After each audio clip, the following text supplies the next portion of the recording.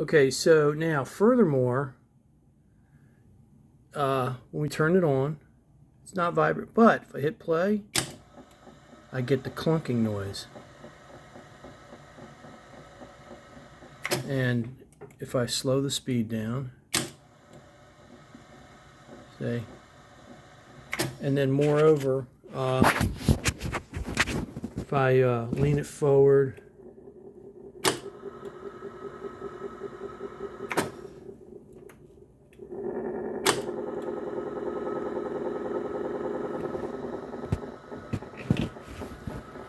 see, it clunks a little more when it's in the play.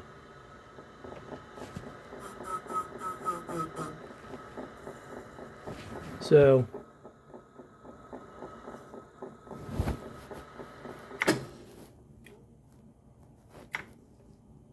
it clunks more when it's in the actual play position.